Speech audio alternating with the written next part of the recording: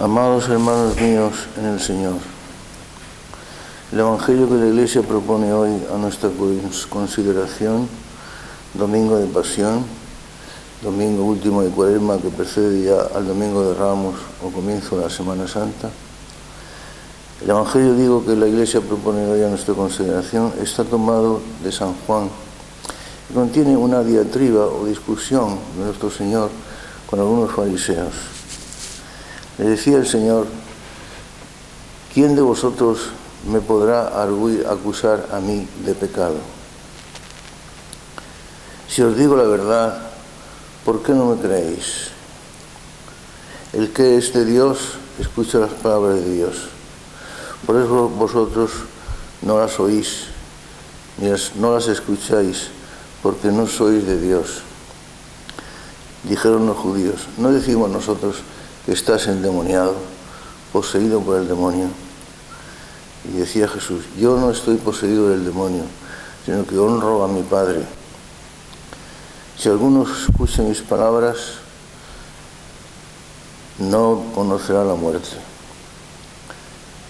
Dijeron entonces los judíos: pero ¿cómo tú puedes decir eso si no tienes aún que no conocerás la muerte? ¿Es que eres tú mayor que nuestro padre Abraham y que los profetas, los cuales murieron? ¿Por quién te tienes a ti mismo? ¿Ves cómo estamos convencidos de que estás endemoniado? Y decía Jesús: Abraham se alegró de ver mi día y efectivamente lo vio. Y contestaron los judíos: aún no tienes 50 años y pretendes haber visto a Abraham. ¿Por quién te tienes a ti mismo? A lo que contestó Jesús: en verdad os digo que antes que Abraham naciera, yo soy. Y entonces los judíos tomaron piedras para apedrearlo. Estas palabras del Señor, que nosotros hemos recordado resumidamente, lo primero que llama la atención es la apertura de la discusión, cómo el Señor dice esa frase que realmente es impactante e impresionante, que son palabras que jamás han sido pronunciadas, nunca han podido ser pronunciadas por hombre alguno, jamás en toda la historia de la humanidad. ¿Quién de vosotros podrá acusarme a mí de pecado? Todos los hombres que venimos a este mundo, hermanos míos queridos, como todos sabemos muy bien, somos pecadores. Nacemos con el pecado original y luego a lo largo de nuestra vida, desgraciadamente, lo vamos sembrando con nuestros propios pecados personales. Pero Jesús pronuncia esas palabras, como digo, tan impresionantes e impactantes, único hombre que jamás las ha podido decir. ¿Quién de vosotros me podrá a mí acusar de pecado? Porque Jesús es la santidad infinita, porque es Dios. Siendo verdadero hombre, es también verdadero Dios. Por eso añade: si os digo la verdad, ¿por qué no me creéis? Porque el que es de Dios, escucha las palabras de Dios. Por eso vosotros no las queréis escuchar, porque no sois de Dios. Jesucristo es no ya el hombre veraz, no simplemente el hombre que siempre dice la verdad. Es mucho más que eso, es la verdad misma. ¿Os acordáis cuando Jesús en la última cena le decía a sus apóstoles: yo soy el camino, la verdad y la vida? Jesucristo es la suprema verdad. Todo lo que a Él se refiere y todo lo que a Él le honra es la verdad. Todo lo que de Él se aparta es la mentira y el mundo de la mentira. Todo lo que conduce a Él es la verdad. Todo lo que aparta de Él es la mentira.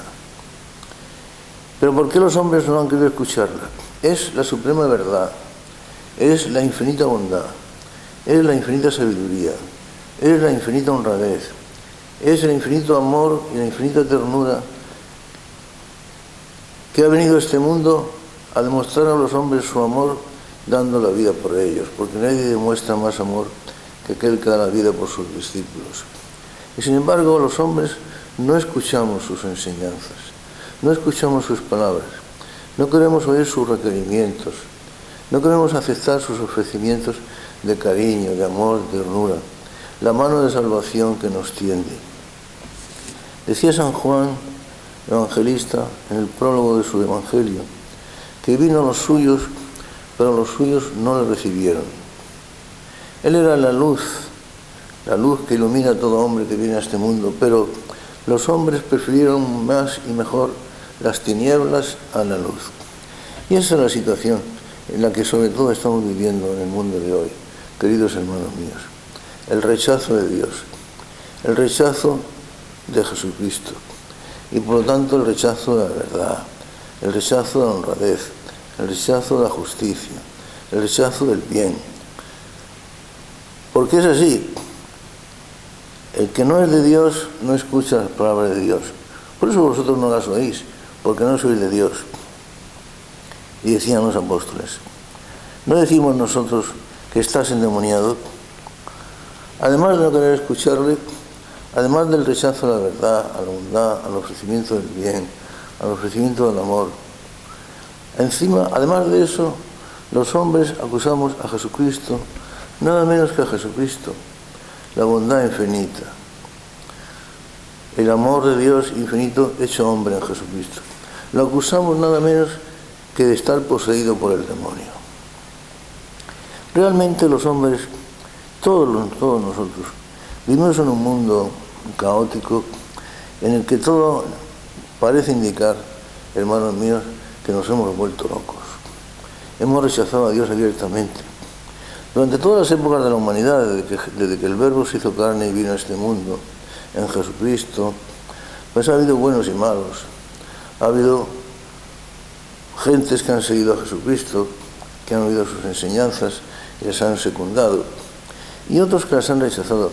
Pero de la forma global, universal, en totalidad, como ahora se da en el mundo ese rechazo de Jesucristo y de las enseñanzas de Jesucristo, de la forma tan radical como los hombres en estos momentos de la historia se han vuelto de espaldas a Dios y han rechazado a Dios y se han burlado de Dios y se han burlado de Jesucristo, de esa forma jamás se había dado en la historia.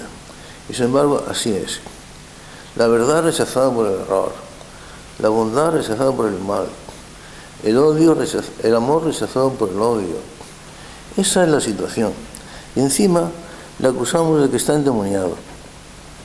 Pero tened en cuenta, queridos hermanos míos, que en contra de lo que nos pensamos, aquí existen varios elementos a considerar. En primer lugar, que la vida cristiana, la existencia cristiana, no es ciertamente un camino de rosas. La existencia cristiana no es fácil. No es una senda o un camino ancho, cómodo, por el cual podríamos discurrir, andar, transitar con toda facilidad y sin ningún inconveniente. La senda del seguimiento de Jesucristo, el único camino que conduce al cielo, en palabras del mismo Jesús, que conduce a la vida, es una senda estrecha, abrupta, empinada, difícil, fragosa, por la cual caminan muy pocas personas, porque todos eligen el camino ancho y fácil. Esta es la verdad. Esto por un lado. Y por otro lado, que la existencia cristiana no se reduce a asistir a la Santa Misa los domingos, los pocos cristianos que todavía asisten a ella, los pocos cristianos que todavía practican alguna especie de culto.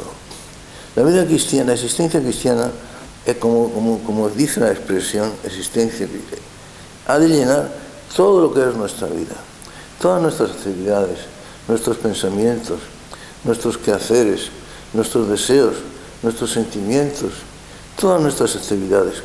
Es Cristo Jesús el que ha de llenar toda nuestra vida.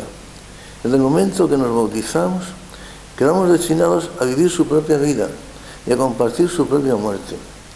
Fuimos bautizados para compartir su muerte, para después compartir también su resurrección. Pero claro, la existencia cristiana se nos queda como algo, pues para reservarlo para algunos días a la semana, o por algunos días al mes, o por algunos días al año. Ahora llegan pronto las conmemoraciones de Semana Santa, y para muchos todo su cristianismo y toda su fe se reduce a organizar o asistir a alguna de las procesiones o desfiles de la Semana Santa. Esa es nuestra vida.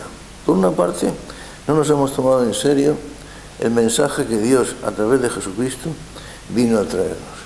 Y por otra parte, por eso mismo que no nos lo hemos tomado en serio, pues tal mensaje y consiguientemente tal identificación de nuestra vida con la vida de Jesucristo es algo que nos permanece para nosotros como algo totalmente ajeno y extraño a nuestra existencia. Y así va.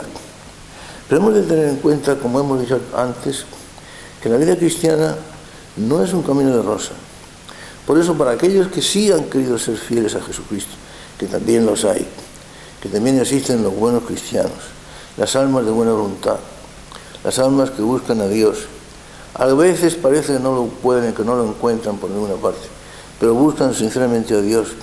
Y Dios, aunque se haga el escondedizo, sin embargo, está con ellos. Pues bien, para las almas de buena voluntad, los que sinceramente desean ser discípulos de Jesucristo, han de recordar aquellas palabras del mismo Señor, que el discípulo no es nunca más que su maestro, ni el siervo es más que su Señor.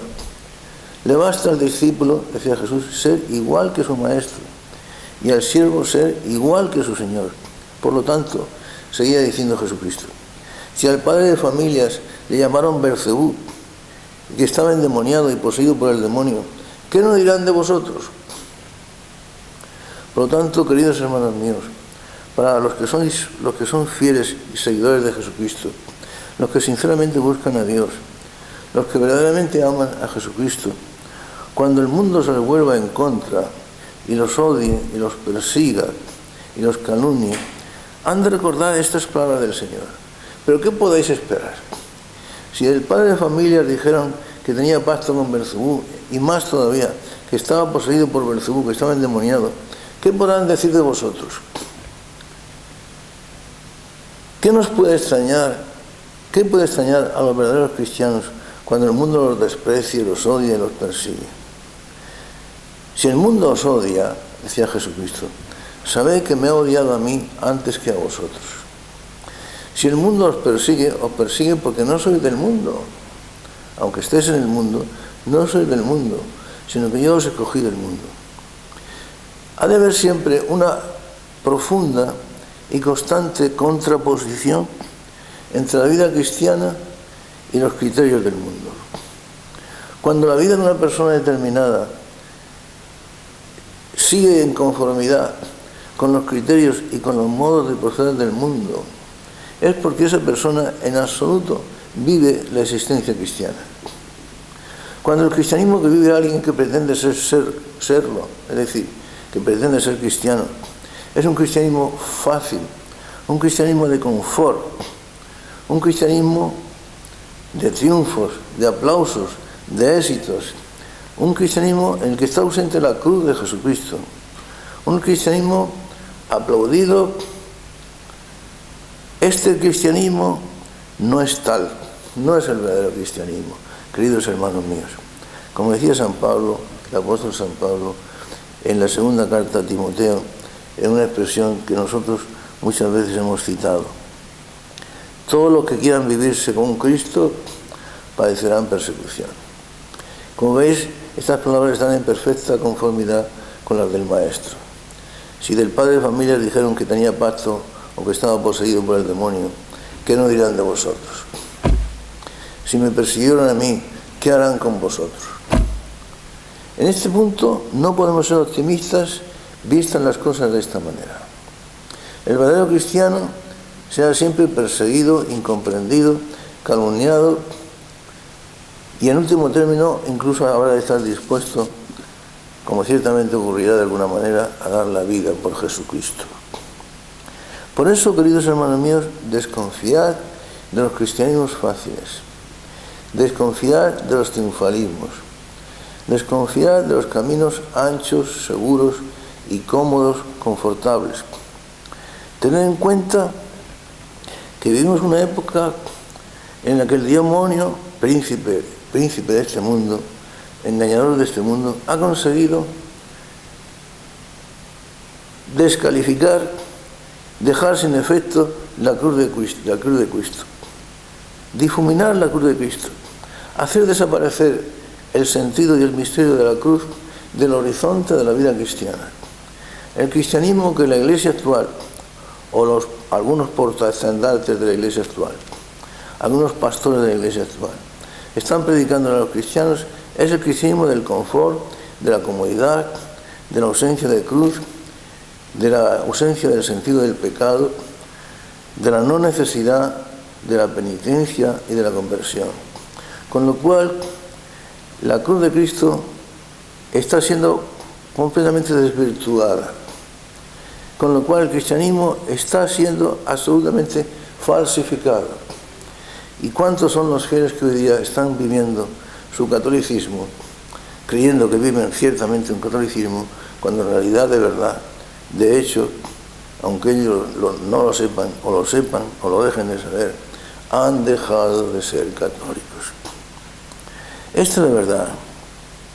Porque hoy día el diablo, repito, príncipe de este mundo, seductor de este mundo, ha emprendido una desaforada campaña para desvirtuar la cruz de Cristo. Recordáis que San Pablo siempre repetía que él tenía mucho cuidado en su predicación de no predicar de tal manera que quedara desvirtuada la cruz de Cristo. Y decía él, y aunque sí que a muchos les molesta y que incluso les produce escándalo y lo consideran una locura, yo predico la cruz de Cristo, porque predico a Cristo crucificado.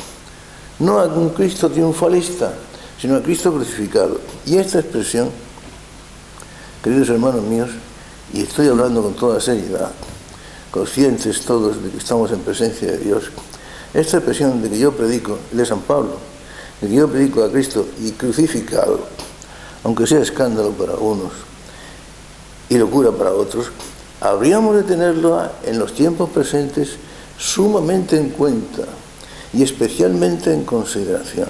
¿Por qué? Porque una de las argucias y falacias del modernismo que en la actualidad está impregnando a la Iglesia se empeña en predicar a Cristo resucitado. Y estaría bien si esa predicación de Cristo resucitado fuera auténtica y se hiciera con el sentido que como la Iglesia la ha entendido siempre. Decía San Pablo que si no creíamos que Cristo había resucitado, nuestra fe sería vana y seríamos los más miserables entre los hombres. Pero la predicación, la proclamación y la creencia en Cristo resucitado, si se queda ahí, no es cristianismo, no es catolicismo. ¿Por qué? Porque la insistencia en el Cristo resucitado, como hoy se suele hacerlo una gran parte de la pastoral moderna, inficionada absolutamente del modernismo, supone la ocultación y el escamoteo a los fieles del Cristo muerto en la cruz. Si algo habría que ponderar con respecto a Jesucristo, si en alguna cosa en la existencia de Cristo habríamos de poner el énfasis, sería en su muerte, aún más que en su resurrección. Lo dice San Pablo. Yo predico a Cristo y a Cristo crucificado, escándalo para algunos y locura para otros. ¿Qué pasa con el Cristo resucitado? Por lo que en el fondo de esta expresión, cuando se escamotea el hecho de que Jesucristo murió en la cruz por nosotros, lo que hay en la expresión del Cristo resucitado sin más es porque se pretende que Cristo no murió en la cruz. Hoy se niega la realidad de la cruz, se niega la realidad de la muerte de Cristo en la cruz como expiación por los pecados de los hombres. Se niega o se pone entre paréntesis o en duda o se escamotea el sentido sacrificial de la Santa Misa, la cual queda convertida en una simple comida de hermandad y de festividad y de jolgorio, para incrementar la solidaridad y la unión entre los hombres, sin más consideraciones a parámetros sobrenaturales. Porque se suele decir, fijaos la argucia y la falacia, hermanos míos queridos, recordad que está profetizado que en los últimos tiempos vendrán muchos Cristos falsos cristos y falsos profetas que engañarán a muchos, Pues bien, esta expresión de Cristo crucificado se une con la que se hace correr, la se suele decir acompañándola, de que la comunidad primitiva, el cristianismo, estaba convencida de la resurrección de Jesucristo. Punto. Sin aludir a más, sin hablar de más. La comunidad primitiva estaba convencida de la resurrección de Jesucristo, lo cual es verdad. La comunidad primitiva ciertamente estaba convencida de eso, como todas las comunidades que siguieron a lo largo de los siglos hasta nuestros días. La Iglesia siempre ha proclamado y ha estado convencida y ha considerado no ya simplemente un dogma de fe, sino un punto capital de la existencia cristiana, la muerte de Cristo en la cruz y su resurrección. Pero si se dice que la comunidad primitiva estaba convencida, tengamos en cuenta que la segunda parte de las palabras que habrían de seguir a estas se escamotean y se dice: estaba convencida la comunidad primitiva porque tal cosa era un mero convencimiento, una simple creencia, algo completamente subjetivo y propio de la comunidad primitiva, pero que tal creencia no respondía a nada objetivo y a nada real. Era una simple creencia de la comunidad primitiva, la cual creencia de contenido puramente subjetivo ha llegado hasta nosotros. Y ahí está la falacia, y ahí está el engaño, y ahí está en lo que mucha gente vive absolutamente engañada. ¿Veis? San Pablo decía: yo, si he de poner énfasis en algo con respecto a Jesucristo, lo pongo en que ha muerto en la cruz. El modernismo actual que impregna la Iglesia dice: nosotros, si ponemos énfasis en algo, lo ponemos en el Cristo resucitado, sin nombrar la cruz de Cristo para nada, sin nombrar su muerte en la cruz, sin nombrar el sentido y la realidad del pecado, sin nombrar la absoluta necesidad, por lo tanto, de la conversión y de la penitencia, haciendo caso omiso de un hecho más que real, que está ahí porque es un hecho. ¿Cuál es? El pecado y la realidad de que todos hemos nacido con el pecado original. Por eso que vivimos en esta época de cristianismo, y que a poco que nos descuidáramos no debemos hacerlo, pondría en nuestro corazón un toque fuerte de pesimismo y de amargura. Digo que no debe ser tal, porque somos cristianos y vivimos de la esperanza, y vivimos del convencimiento del triunfo de Jesucristo, y vivimos del convencimiento de que las puertas del infierno no prevalecerán contra la Iglesia. Pero a poco que nos descuidáramos, estos hechos, que son hechos y que están ahí, y que no los podemos negar, porque son evidentísimos, obvios, pondrían en nuestro corazón un toque de amargura. Porque sí es la verdad. Vivimos en un mundo de mentira, en un mundo de manipulación, en un mundo en el que triunfa la iniquidad, la maldad, el embuste, el engaño, en fin, en un mundo en el cual el príncipe que lo gobierna es Satanás, en palabras de Jesucristo. Y el seductor que engaña al mundo es el mismo Satanás. Por eso San Pedro, el apóstol San Pedro, en su segunda carta, decía, alentando la esperanza de los cristianos de su tiempo, y de los de su tiempo y de los de todos los tiempos, y por lo tanto también la nuestra. Decía el apóstol San Pedro, porque nosotros, según su promesa, la promesa del Salvador, esperamos unos cielos nuevos y una tierra nueva en los cuales habitará la justicia. Queridos hermanos míos, en palabras del apóstol San Pedro, y por lo tanto en palabras de la Biblia, y por lo tanto en palabras del Espíritu Santo, nosotros los cristianos, según la promesa del Salvador, esperamos unos cielos nuevos y una tierra nueva, en los cuales habitará la justicia.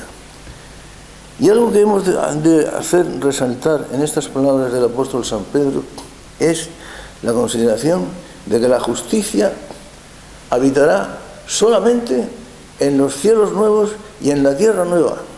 Lo cual quiere decir que el apóstol reconocía, no solamente reconocía que en el momento actual de nuestro peregrinaje terrestre, en la tierra actual, en la vida actual, la justicia no existe más que de puro nombre, sino que no existirá jamás hasta que lleguen los cielos nuevos y la tierra nueva. Es decir, hasta que llegue el Supremo Juez a poner los puntos sobre las íes, a renovar y hacer nuevas todas las cosas, ece nova facionia, he aquí que hago nuevas todas las cosas, y a establecer la verdadera justicia, la verdadera verdad y la verdadera honradez y el reino de Jesucristo. Esta es la realidad, lo dice la Biblia, lo dice el Espíritu Santo. Esto para los excesivamente optimistas y para los que viven de falsas ilusiones y ponen su esperanza en puras utopías. La justicia existirá en los cielos nuevos y en la tierra nueva, según San Pedro. Por eso, el cristianismo del confort y del camino fácil, que ha evacuado de las vidas cristianas, de las vidas de los cristianos, el sentido del sufrimiento, tengamos en cuenta, queridos míos, que ha conseguido de tales cristianos un auténtico crimen, porque ha vaciado tales existencias cristianas de auténtico contenido. Las ha dejado vacías. El sufrimiento, con todo lo que el sufrimiento comporta consigo, y todo el temor y el horror que a todos nos inspira, porque tenemos la tendencia natural todos a huir del sufrimiento, sin embargo, es considerado desde el punto de vista cristiano que es de la única forma como podemos mirar el sufrimiento y como lo vemos tal como es en su absoluta realidad. Es lo que da sentido a nuestra vida, lo que da sentido a nuestra existencia, y es por lo tanto la única cosa que puede poner en nuestro corazón el consuelo y la alegría. Parece una aporía, parece una contradicción, pero sin embargo es así. Una vida cristiana de la cual se ha suprimido el sentido y el valor del sufrimiento, un sufrimiento que unido a Cristo adquiere un valor glorioso y un valor de infinitud, y que llena el corazón de consuelo y de alegría. Una vida de cualquier hombre en la cual se ha suprimido el valor del sufrimiento, o se ha suprimido el sentido del valor del sufrimiento, porque el sufrimiento no se puede suprimir nunca. Lo podemos aceptar como cristianos y entonces se convierte en fuente de vida para nosotros. O podemos intentar rechazarlo, que nunca lo conseguiremos rechazar, porque el sufrimiento acompañará siempre nuestra vida, en cuyo caso será para nosotros fuente de tristeza, de amargura, de desesperación y luego de condenación. Pero el modernismo y estas tendencias modernas que han pretendido presentar el sufrimiento y el camino de la cruz como algo malo y como algo sin sentido, han suprimido del corazón de los cristianos el sentido de la alegría y el sentido de la esperanza, aquello que daba sentido a su vida, aquello por lo cual comprendían que valía la pena sufrir, que valía la pena caminar por este valle de lágrimas, por esta senda angosta y estrecha. Valía la pena, porque no solamente que aquello era productivo y era fuente de un futuro y magnífico negocio, sino incluso de un negocio actual y moderno, porque llenaba el corazón de consuelo, llenaba el corazón de alegría. El hecho mismo de saber a dónde vamos, por qué existimos, quiénes somos, y aún más, el hecho de saber que Jesús nos acompaña en nuestro caminar, que nos lleva de la mano, porque, queridos hermanos míos, la única alegría que existe en este mundo, nuestro Señor anunciaba la alegría de las bienaventuranzas y la alegría de los pequeñitos, de los débiles, de los desamparados. Y es que el mundo está al revés. El príncipe de este mundo, el padre de todas las mentiras, ha conseguido presentarnos las cosas al revés y que nosotros las aceptemos. ¿Quién está dispuesto hoy a aceptar que la auténtica alegría está en el camino de las bienaventuranzas? Y sin embargo, es palabra de Dios, de Jesucristo. ¿Quiénes son para Jesucristo los bienaventurados? O sea, los felices. Pues los pobres, los que lloran, los que sufren, los limpios de corazón, los que son perseguidos por causa de ser honrados, los perseguidos por la justicia, los que son perseguidos por su nombre, los mansos de corazón. Esos son los bienaventurados, o sea, los únicos felices. Y la única alegría que existe en este mundo es la de saber que estamos con Jesús y que Él nos acompaña de la mano. Como decía San Juan Bautista, el amigo del esposo que le acompaña y le sigue, se alegra grandemente al oír la voz del esposo. Por eso mi gozo es completo. Cuando nos quedamos en Jesús, cuando nos quedamos sin Dios, cuando nos quedamos en la inmensa soledad de este mundo, en la completa soledad, porque no hay amor en nuestro corazón, y ni amamos ni somos amados. Esa soledad que es preludio de la eterna soledad del infierno, de la condenación eterna del infierno, la eterna soledad. Pues cuando nos quedamos sin Dios y nos quedamos en Jesucristo, somos infelices. Lo reconozcamos o no, somos los más desgraciados entre los hombres. El amigo del esposo que le acompaña y le oye, se alegra grandemente al oír la voz del esposo, y por eso mi gozo es completo. Y por eso la única tristeza, verdadera tristeza que existe en este mundo, es la de no ir con Jesucristo, la de no acompañar a Jesucristo, la de no sentir nuestra vida identificada con Jesús el Señor. La única tristeza es la de no ser santos. Querían apedrearlo. No decimos nosotros que eres cristiano, que estás endemoniado. Abraham quiso ver mi día y efectivamente lo vio y se alegró. ¿Tú has visto a Abraham? Si no tienes aún 50 años y pretendes haber visto a Abraham, no decimos nosotros que efectivamente estás endemoniado. Entonces cogieron piedras para apedrearlo. Porque os digo en verdad, decía Jesús, que antes de que Abraham existiera, yo soy. Querían apedrearlo. Por lo tanto, aquellos que sois verdaderos discípulos de Jesucristo y que lo buscáis con sinceridad y con buena voluntad, no esperéis otra cosa por parte del mundo. Las palabras son terminantes, las podemos repetir. Son de Jesús. Si me persiguieron a mí, también os perseguirán a vosotros. Si a él lo apedrearon y si a él dijeron que estaba endemoniado, ¿qué no dirán de nosotros? Si el padre de familia le dijeron que estaba endemoniado, ¿qué no dirán de vosotros? Si a él lo quisieron apedrear, y de hecho lo apedrearon, y lo quisieron lanzar por un precipicio para despeñarlo, como ocurrió en Nazaret, ¿qué no intentarán hacer con nosotros? Esa es la verdad, pero eso no nos puede quitar la alegría. Él nos lo prometió también en la noche de la última cena. Me voy, pero volveré a vosotros, y os daré mi alegría, la mía, no la paz que da el mundo, sino la que doy yo desde lo más profundo de mi corazón, mi alegría. Y os prometo que nadie podrá quitaros vuestra alegría. Esa incomprensión por parte del mundo, en esos sufrimientos y pruebas que la vida va presentando a los cristianos, estos, si realmente son tales y buscan con sinceridad a Jesucristo, encontrarán su alegría perfecta, encontrarán el sentido de su existencia. Cuando lleguen al final de su peregrinaje terreno, cuando su caminar por el valle de lágrimas, que es este mundo, llegue a su punto final, a su consumación, y llegue el momento de encontrarse, de entrar en la casa del Padre, de contemplar a Jesús cara a cara, como Él nos contempla a nosotros, de verle cara a cara como Él nos ve. Cuando llegue ese momento, comprenderán que su vida ha sido una consumación en el camino que conducía a la perfecta alegría, y que a través de ese camino, a través de ese valle de lágrimas, a través de los sufrimientos que la vida les ha ido presentando, al mismo tiempo, como eran sufrimientos compartidos con Jesús y compartir con el amado, contigo pan y cebolla, dicen los enamorados, contigo a donde sea y contigo lo que sea. Si dos personas están enamoradas de verdad, la una va donde va la otra, la una vive donde vive la otra, y la una se comporta y sufre o goza como se comporta y como sufre o goza la otra. Comprenderán que su vida ha tenido sentido. Que ahora el mundo llega a una serie de aberraciones en las cuales pone su confianza y las considera como un triunfo. El mundo se ha vuelto loco. El aborto, el divorcio, la eutanasia, la homosexualidad.